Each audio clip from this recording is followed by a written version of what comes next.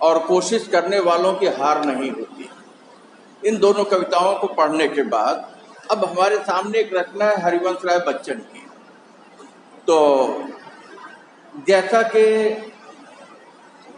आप जानते हैं कि हरिवंश राय बच्चन छायावादी रचनाकार थे, ठीक है, और बहुत से रचनाकार जब उनकी किताबें प्रकाशित हो जाती हैं तो वो चर्चा में आते हैं, लेकिन हरिवंश राय बच्चन के साथ ठीक उल्टा है।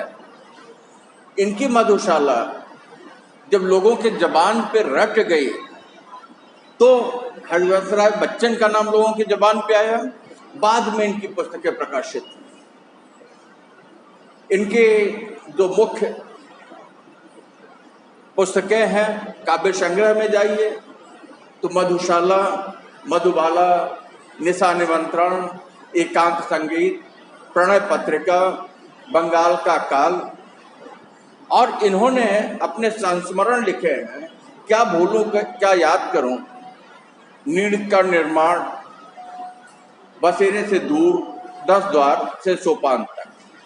ये 10 द्वार से सोपान तक जो है क्या है कि गद्य की रचना है। फिलहाल यहाँ जो हमें अपनी बात कहनी है, आप इस बात को जानिए कि हरिवंश राय बच्चन का 2 विवाह हुआ था। आप हरिवंश राय बच्चन और तेजी बच्चन को तो जानते हैं, तो तेजी बच्चन से इनका दूसरा विवाह हुआ था। हरिवंश राय बच्चन का पहला विवाह किससे हुआ था? श्यामा से। श्यामा की मृत्यु के बाद हरिवंश राय बच्चन श्यामा की स्मृतियों से, श्यामा की बातों से, श्यामा के द्वारा बिताए गए जो क्षण है उससे वो बाहर नहीं हो पा रहे थे। ये कह लीजिए कि वो कहाँ थे, तो दुख की स्थिति में थे। तो श्यामा को याद करते हुए ही ये रचना है कि जैसे गीतकार स्वयं से ही क्या कर रहा है, अपने को सार्थक दिशा देने का प्रयास कर रहा है। क्योंकि होता क्या है कि हमारा कोई प्रियजन, हमारा कोई प्रिय हमारे किसी अपने से क्या हो जाए, विछोह हो जाए। विछोह होना मतलब दुनिया में है और हम बिछड़ गए तब तो दुख होता है, और अगर कोई ऐसा हो जो हमेशा के लिए चला जाए, जिसकी मृत्यु हो जाए, फिर लौट करके ना आने वाला हो, तो ये असहनीय पीड़ा ये सबके साथ की। लेकिन रचनाकार करता क्या है कि वो अपने को उससे मुक्त करना चाहता है कि नहीं। और दूसरी बात देखिए, ये रचना एक सकारात्मक दृश्य देती है कि किसी भी दुख की स्थिति में, क्योंकि मृत्यु से बड़ा दुख, अपने परिजन की मृत्यु से बड़ा दुख दुनिया में और कोई दुख नहीं होता है कि नहीं। लेकिन ये कहते हैं उसके लिए क्या, शोक मनाने से काम नहीं चलेगा। चला चली का बेला है, यहाँ कोई किसी के लिए रुकता नहीं। और यहाँ तो कवि जो है इतना याद कर रहा है, और सब कुछ क्या है दुनिया में वापस लौट आने में। तो यहाँ श्यामा की मृत्यु, तेजी बच्चन से उनका विवाह होने के बाद भी ये उसे भुला नहीं पा रहा है। कुछ लोग कहते हैं विवाह के बाद, दूसरे विवाह के बाद की रचना है, और कहीं चर्चा आती है कि नहीं, जब विवाह के पहले की रचना है। फिलहाल क्या है, रचना जब की हो, रचनाकार का यही दृष्टिकोण है कि हमें शोक मनाने के चक्कर में क्या करना चाहिए, जीवन समाप्त नहीं कर देना चाहिए, है कि नहीं। क्योंकि आकाश में इतने तारे हैं, लेकिन क्या किसी एक तारे के टूट जाने के बाद आकाश जो दुखी हो जाता है, रोना शुरू कर देता है, प्रलाप शुरू कर देता है? नहीं।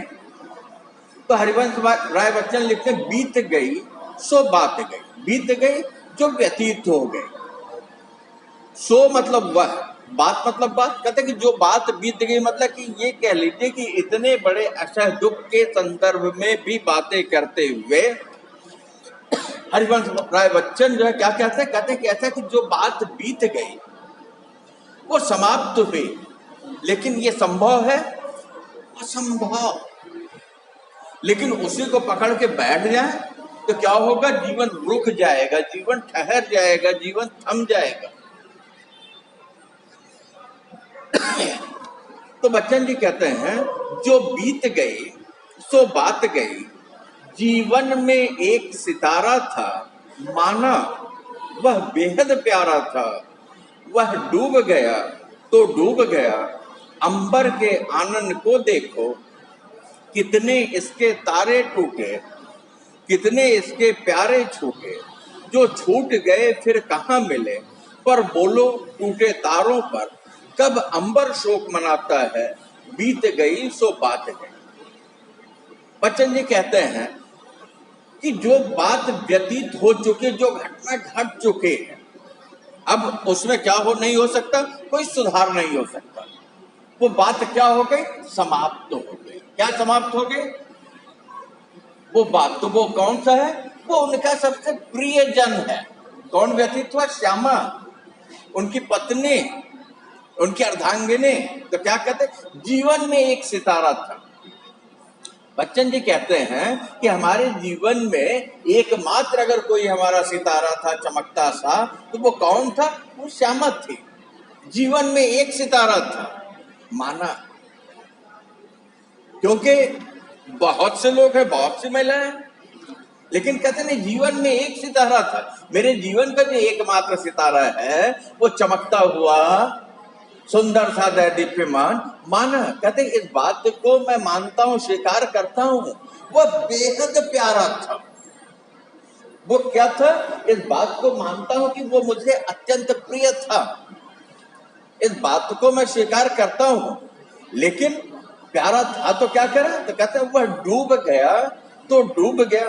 कहते अब मेरे जीवन का जो एक सितारा था, पेज नंबर 47, मेरे जीवन का जो एक सितारा था जो कि मुझे बहुत ही प्यारा था, लेकिन क्या करे? वो डूब गया, मतलब वो अस्त हो गया, वो समाप्त हो गया, है कि नहीं? मेरा वो सितारा नष्ट हो गया, अब मेरे पास नहीं है, क्योंकि एक बार तारा टूट जाएगा तो लौट करके आकाश में जाके लगता है नहीं। तो क्या कहते हैं? वह डूब गया तो डूब गया, अंबर के आनंद को देखो। तो कभी कहता कैसा है कि अंबर होता आकाश होता, आनंद मतलब चेहरा होता। कहते आकाश की तरफ देखो, क्या है? आकाश में अनंत असंख्य तारे जो है चमकते हुए दिखाई पड़ते हैं। तो कहते कितने इसके तारे टूटे, कितने इसके प्यारे छूटे। आकाश में दिखाई पड़ने वाले ये जो तारे हैं, मालूम नहीं कितने इसके तारे टूट करके गिरे, और जो टूट करके गिरे कहते पता नहीं वो जो तारे छूटे वो कौन थे? तो आकाश के प्रिय थे, जो छूट गए फिर कहाँ मिले। मतलब आकाश से जो तारा टूटा तो लौट करके आके फिर लगा तो नहीं, मिला तो नहीं आकाश से। तो कहता है पर बोलो टूटे तारों पर, लेकिन इस बात को तुम बताओ, इस बात को तुम ही बोलो, क्या टूटे तारों के टूट जाने के बाद आकाश पर बैठ करके कब अंबर शोक मनाता है? अंबर होता आकाश, आकाश का दुखी होता है। जैसे इनकी जीवन का एक सितारा टूटा जो इन्हें बहुत प्यारा था, तो आकाश से असंख्य सितारे टूटे, एक बार उससे छूट गए। तो कहता है कि वो छूट गए तो फिर दोबारा आकर के उनसे मिले तो नहीं। तो क्या कभी आकाश को आपने सितारों के टूटने से, तारों के टूटने से शोक मनाते हुए देखा है? कभी कहता है नहीं, जो बीत गई वो बात गई। क्योंकि आकाश जानता है कि उसके टूटे हुए तारे जब उससे दूर हो गए तो वापस लौट के नहीं आए। ठीक वही स्थिति हमारे प्रियजन की है कि अगर उनकी मृत्यु हो गई तो हम कितना रोएं, कितना धोएं, कितना चीखें, कितना चिल्लाएं, कितना परेशान हो, लेकिन क्या होगा? वो परिजन लौट के आएंगे नहीं। रचना कैसी है?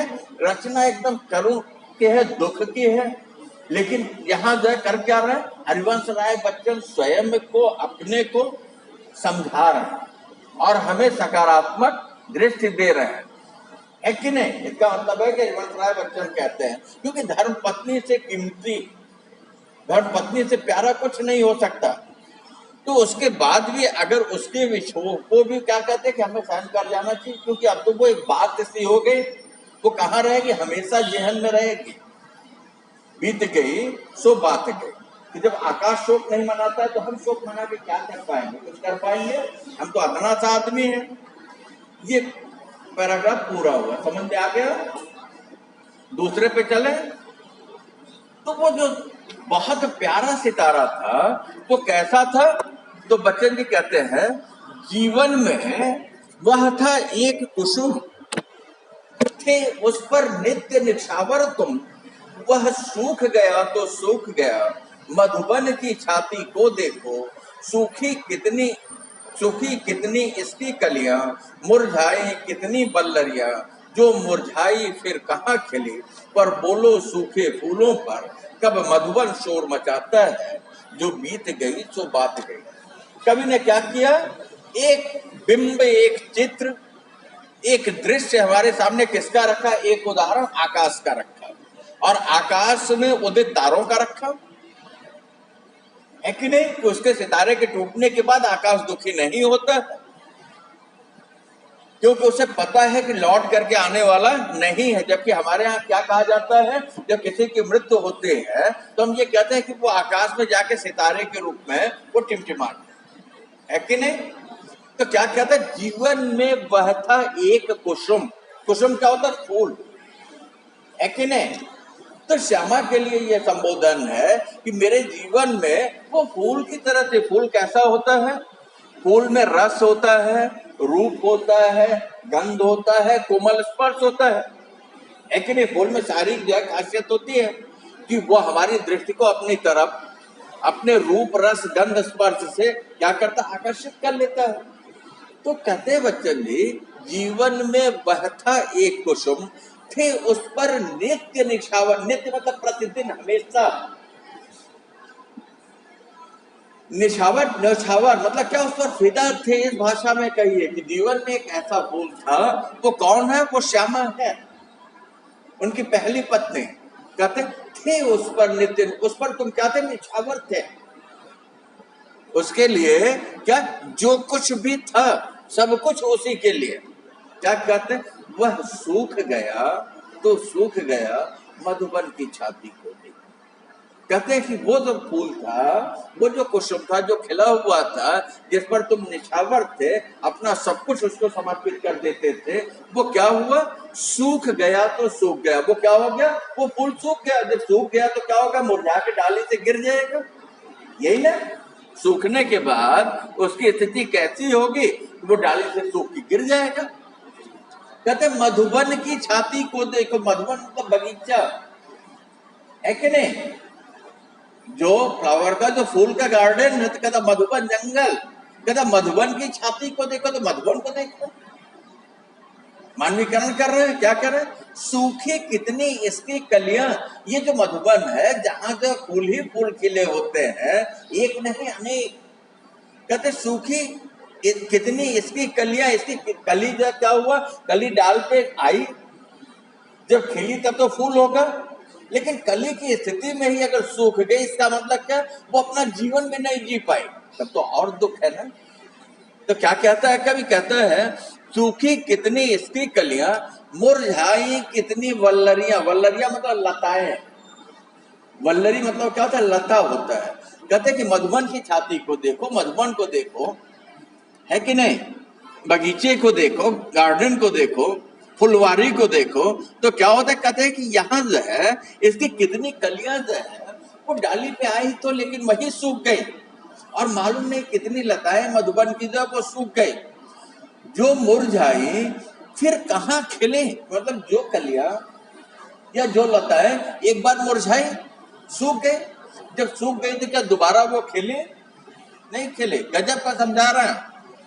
कितना सकारात्मक दृष्टिकोण है कि सब कुछ नष्ट हो गया, पत्नी चली गई है, उस विछोह से, उस पीड़ा से, उस दुख से वो बाहर नहीं हो पा रहा है।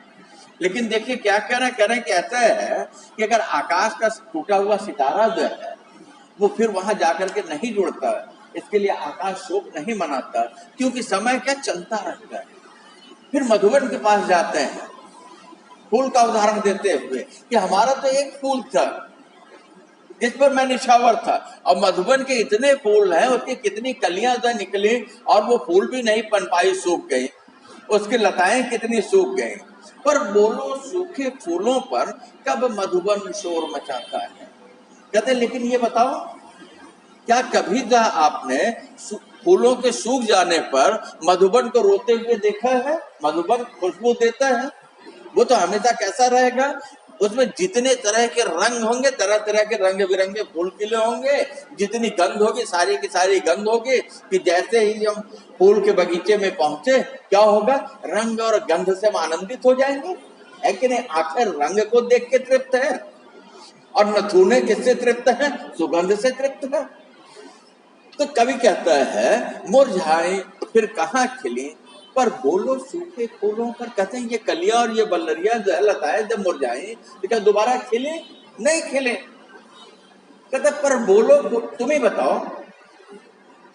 तुम्हें बताओ कि क्या सूखे हुए फूलों पर, सूखी हुई लताओं पर ये कलियां और वल्लरियां जो सूखी हैं, क्या मधुबन जो है शोर मचाता है? शोर मचाना क्या, रोना धोना चिल्लाना, है कि नहीं। हम तो सर पीटने, क्या प्याला था तुमने तन मन दे डाला था। किसी भी प्राणी का जाना टूट गया तो टूट गया, मदिरालय का आंगन दे होगा, कितने प्यारे हिल जाते हैं। क्या कहते हैं, कब मधुबन शोर मचाता, गिरते हैं कब उठते हैं, पर बोलो टूटे प्यालों पर कब मदिरालय पछताता है। नहीं, जो बीत गई, क्या कहता है, जो बीत गई सो बात। पढ़ाना मैंने शुरू किया था तो आपको बताया कि हिंदी साहित्य बीती हुई इस घटना को कम ऐसे लोग रहे लेना, जिनकी किताब प्रकाशित न हुई हो और लोगों में पॉपुलर घटना को, जो कि कभी भी विस्मृत नहीं हो सकती, भूल नहीं सकती। पांडे कितना भी भुलाना चाहे, लेकिन ये घटना हमारे मानस में रहे के जीवन काल, लेकिन क्या हुआ, किताब नहीं छपी, वो बात जो है उसको समझ। लेकिन सुदामा पांडे धूमिल जो है, तब तो हम आगे जीवन जी पाएंगे चल के लिए तो जाने जाते हैं, है कि नहीं। मतलब आप उनका जो मुख्य नाम है सुदामा पांडे के नाम से नहीं जानेंगे, लेकिन धूमिल जी सब लोग चर्चा करते हैं। ठीक वही स्थिति, ऐसा कहते हैं कि जब आचार्य शुक्ल जो है 1942-43 का साल रहा होगा, हिंदी विभाग काशी हिंदू विश्वविद्यालय, वहां बच्चन जी वाराणसी गए, विभाग में काव्य गोष्ठी के लिए बुला लिया गया। एकदम नए, आपकी तरह नए रचनाकार थे, लेकिन इन्होंने उसमें मधुशाला लिख दी थी। और मधुशाला लिख नहीं दी थी, मधुशाला जो लोगों के जबान पे रट गई थी, है कि नहीं। मंदिर मस्जिद बैर कराते, प्रेम कराती मधुशाला। अरे ऐसा कोई कह सकता है, वो भी 1942, 36, 38 के आसपास, कल्पना कर लीजिए, है कि नहीं। तो मधुशाला की वजह से ये चर्चित थे, तो इनकी काव्य गोष्ठी रख दी गई। उसी के एक साल बाद ये किताब प्रकाशित होकर आती है। तो इसके लिए मधुशाला जो है ये आकर के जुड़ जाती है। एक बात और बताएं, ये जो कायस्थ जाति के लोग होते हैं श्रीवास्तव, इनका संबंध किससे रहा है? ये मध्यकाल में, मुगलों के काल में दरअसल जमीन का जो लेखा जोखा नहीं होता, अकबर के शासन काल में विशेषकर इनकी व्युत्पत्ति उसी समय की है। मतलब जो जमीन का लेखा जोखा रखते थे, जिनको आप आज की तारीख में लेखपाल के लिए और अमीन के रूप में जानते हैं, ठीक है, कानून गो, ये शब्द सुना होगा आप लोगों ने। तो कानून गो, लेखपाल, अमीन, वो यही हुआ करते थे। और कायस्थ कैसे होते थे? शायद ही कोई कायस्थ ऐसा मिले, आपको आपके जीवन में बता रहा है। तब भी यही था क्या कि वो जो है शराब न पीता और मांस न खाता। कारण उसका दूसरा रहा होगा कि क्योंकि भाई जिसके पास पैसे बहुत ज्यादा है तो इस तरीके की चीजें जो है शौक की आ जाती। लेकिन हरिवंश राय बच्चन ने लिखा मधुशाला, जब FY BA में BA प्रथम वर्ष में पढ़ने के लिए मैं गया था, तो हमारी टेबल पे काशी हिंदू विश्वविद्यालय के उस छात्रावास में सबसे पहली किताब वही आई थी।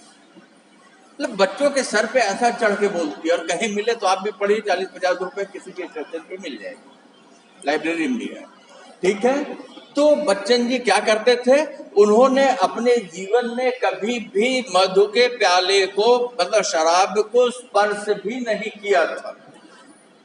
ये और लोग कहते थे, तो वो मैंने सुना। लेकिन मेरे 2-3 मित्र ऐसे हैं, आप कहेंगे सर आपकी ये उम्र है और आप अपने मित्रों की बात करते हैं। दरअसल 2-3 मित्र ऐसे हैं जिनके मित्र हुआ करते थे रामधारी सिंह दिनकर, बच्चन जी, मैथिली शरण गुप्त, शिवमंगल सिंह सुमन, जो बड़े रचनाकार हैं। एक थे रामलाल शुक्ल, वो नवनीत पत्रिका मुंबई से निकलती अभी भी आती है, उसके उप संपादक थे। तो आप जान लीजिए जहां पत्रिका होती है छपने की लालसा सबको होती है। बच्चन जी का उनके यहाँ आना जाना था, तो बच्चन जी का उनके यहाँ आना जाना था, तो वो कहते थे डॉक्टर सुधाकर मिश्र कभी से मिलिए, मैं यहाँ मैं बुलाऊंगा। वो भी बच्चन जी से उनका मिलना जुलना था। एक संस्मरण बड़ा मजेदार सुनाते हैं कि बच्चन जी इतने स्थापित रचनाकार हो गए थे, लेकिन एक दिन वो बात करते थे, जो अमिताभ का बंगला, अमिताभ जो है स्टार हो गया था, तो अमिताभ के बंगले से वो लुंगी पहने हुए लगभग जो 200 मीटर आगे निकल आए बात करते हुए। बाद में बात करने में उनको एकाएक याद आया कि नहीं वो तो लुंगी में है। तो साहित्यकार मस्त होता है, उन्होंने कहा कि अच्छा है कि अमिताभ देखेगा तो बुरा मानेगा। तो फिलहाल कहने का मतलब ये कि उनसे मैंने सुना कि नहीं वो छूटे नहीं थे, लेकिन मधुशाला आप पढ़ेंगे तो आप कहेंगे सर ये तो बहुत बड़े पीने वाले रहे हो, क्योंकि बिना पिए जो कोई जानेगा कैसे। लेकिन रचनाकार क्या करता है बेटा, घड़ी पे नजर नहीं मेरी तरफ नजर। रचनाकार क्या करता है, पर काया प्रवेश, वो दूसरे की काया में पहुंच जाएगा और वहां फिर कैसा अनुभव होता है उसको अनुभव करेगा और लिख देगा। तो कहते जीवन में मधु का प्याला था, तुमने तन मन दे डाला था। कहता मेरे जीवन में मधु कैसा होगा, मधु मीठा होगा, मधु कैसा होगा, मधु मादक होगा। अरे मधु यही शहद भाई। और आशव के लिए भी, आशव के लिए भी जिसको आप मदिरा कहते हो, मदिरा के लिए भी मधु शब्द का प्रयोग किया जाता है। और इस शरीर को जो है, इस शरीर को बच्चन जी ने क्या कहा, मधु घट कहा। मतलब ये जो शरीर है क्योंकि इसमें बड़ी मादकता होती है। तो कहते जीवन में मधु का प्याला था, मेरे जीवन में मधु प्याला था। वो कौन, श्यामा, तुमने तन मन दे डाला था। वो मधु प्याला कैसा था, देखिए तन और मन का समर्पण बहुत कम जगह मिलता है। ये पति पत्नी के बीच में हो सकता है, और आज की स्थिति ये है कि तन समर्पित हो जाता है तो मन समर्पित नहीं है, और मन समर्पित नहीं है तो तन समर्पित नहीं है कि नहीं। तो कहते हैं कि लेकिन तुमने क्या किया था, वो जो मधु प्याला था उसने अपना तन मन, मतलब जो कुछ भी है वो किसका है, वो हमारा है कि नहीं। वहां किसी भी तरीके का विभाजन नहीं होता। कहते पर टूट गया तो टूट गया। कितना प्यारा था वो, इतना प्यारा था जिसने अपने तन और अपने मन दोनों को अर्पित कर दिया था। मेरे जीवन का मधु प्याला था। प्याले में क्या करते, पीते हैं, पान करते हैं। कहते मेरे जीवन का मधु प्याला था, मीठा सुख मेरे जीवन का सुख था। लेकिन क्या हुआ, कहते वह टूट गया तो टूट गया। कहते वो टूट गया, बिखर गया तो बिखर गया। मदिरालय का आंगन देखो। कहते हैं कि अब तुम क्या करो, किसी मदिरालय को देखो। मदिरालय में क्या होता है, शाम होते ही मदिरालय जो गुलजार हो जाएगा। कितने प्यारे हिल जाते हैं, गिर मिट्टी में मिल जाते हैं। अब मदिरा पान करने के दौरान कितने पात्र आपस में टकराते हैं, और टकराने के बाद क्या होता है, गिर जाते हैं। और जब गिर जाते हैं तो फूट जाते हैं। तो जब तक टूटा नहीं है तब तक तो हम उपयोग करते हैं, और जैसे ही टूट गया क्या करते हैं, मदिरालय वाला या पीने वाला किसी भी तरह का दुख व्यक्त करता नहीं। वो तुरंत बेटर को बुलाएगा और बेटर उसको उठाएगा, ले जाकर के फिर उसके किनारे कर देगा, ठिकाने लगा देगा। तो कहते हैं गिर मिट्टी में मिल जाते हैं। मिट्टी हमारे यहाँ दरअसल ये शरीर की जो रचना है, पंच तत्व, छित, जल, पावक, गगन समेत, है कि नहीं। या हमारे यहाँ क्या कहते हैं, ये मिट्टी की काया है, अंत में मिट्टी में मिल जाएगी। तो कहते हैं कि वो पात्र जब हिलते हैं तो क्या होता है, क्योंकि वो पात्र मिट्टी के हैं तो मिट्टी मिट्टी में मिल जाएगी, तो जो पांचों तत्व हैं पांचों तत्व में मिल जाएंगे। कहते जो गिरते हैं कब उठते हैं? एक बार वो गिरे और टूट गए तो क्या फिर आपने देखा कि कोई उस मधु पात्र में मधु का पान कर रहा है, आशव का सेवन कर रहा है? पर बोलो टूटे प्यालों पर कहते, लेकिन वो प्याले जो टूट जाते हैं कहीं, कब मदिरालय पछताता, मदिरालय को पश्चाताप करते हुए क्या तुमने देखा? नहीं देखा। गजब की हिम्मत है, गजब का साहस है कि नहीं? गजब की सकारात्मक दृष्टि है। क्या कहते जो गिरते हैं कब उठते? कहते हैं कि जो एक बार गिर पड़ा पात्र और आपस में टकराने की वजह से टूट गया, तो क्या कभी जो है उसको फिर आपने ये देखा कि नहीं वो पुनः जो है मदिरा का पान कराने के लिए, मद का पान कराने के लिए वो लौट के आया? तो मदिरालय भी नहीं पछता था, क्योंकि वो पात्र टूट गया तो टूट गया। लेकिन मदिरालय जो है कभी क्या शांत होता है? क्योंकि दुख में क्या करते, कुछ नहीं करते, खाना पीना सोना पहनना उठना बैठना मिलना जुलना सब क्या हो जाता है, छूट जाता है। जीवन उससे नहीं चलता, जीवन में लौटना पड़ता है।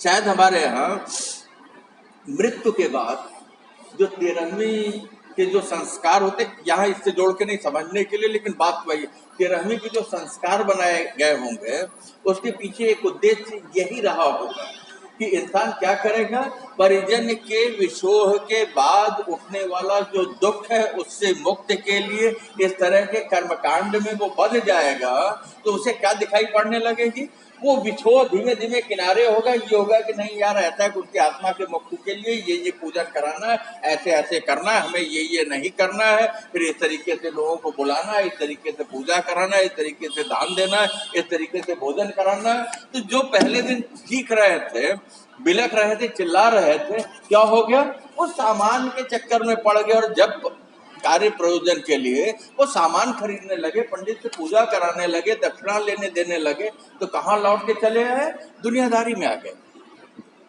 सनातन धर्म 100% बेटा, कितना, 100%। कहता विशुद्ध वैज्ञानिक है, कहता वैज्ञानिक व्यवहारिक।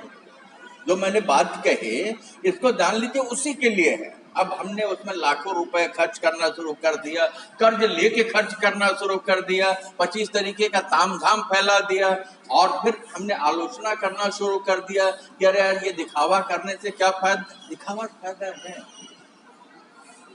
जो परिजन का विशोह हुआ है उसके नाम पे हम कुछ खर्च कर देते हैं तो हमें क्या हो जाता है, संतोष हो जाता है।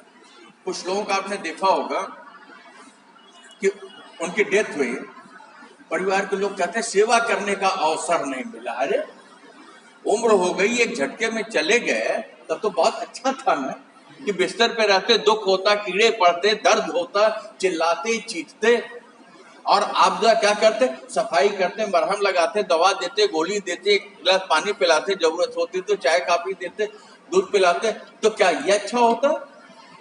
नहीं, पहला वाला अच्छा है।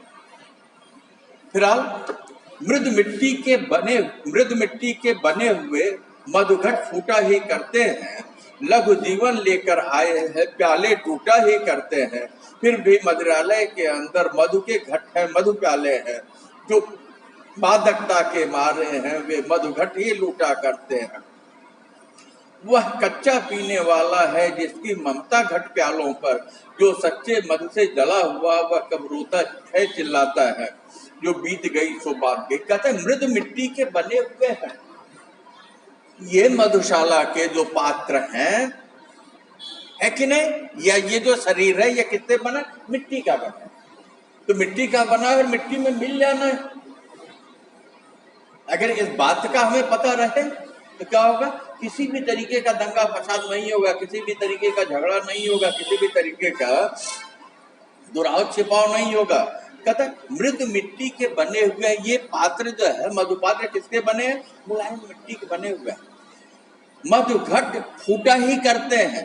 तो अगर मिट्टी के बने हुए हैं तो कैसे, कच्चे हैं, और जब कच्चे हैं तो इसे क्या है, इनकी नियत ही है कि फूटेंगे, दुनिया का एकमात्र सत्य। हम पैदा हुए हैं तो हमारी मृत्यु होगी। अगर हम जान लें कि मृत्यु होगी तो किसी की मृत्यु पर हम दुख मनाते हुए दुनिया छोड़ने के विषय में सोच सकते हैं? नहीं, यही नहीं। अरे भाई, ये पता है कि हमने जो है क्या किया, जन्म लिया है तो हमारी मृत्यु होगी। कहते मधुघट फूटा ही करते हैं, तो कहते मधुघट की नियति यही है कि उसे फूट जाना है। लघु जीवन लेकर आए हैं, प्याले टूटा ही करते। लघु मतलब छोटा, हमारा जीवन कहता बहुत छोटा है। कहते कि ये तो प्याले हैं, ये शरीर को इन्होंने क्या क्या मधु प्याला कहा है। कहते हैं कि ये तो बहुत छोटा सा जीवन लेकर आया है और इनकी जीवन नौका, इनका जीवन क्या होगा वो तो निश्चित है कि इन्हें टूटना ही है, क्योंकि इनका जीवन काल। अरे भाई, कुछ भी आप लेते हो तो उसका भी एक्सपायर्ड डेट होता है ना, उस पर लिखा होता है। क्यों होता है? कुछ भी लेते हैं एक्सपायर्ड डेट है। ये पता है कि नहीं इसकी यही उम्र है।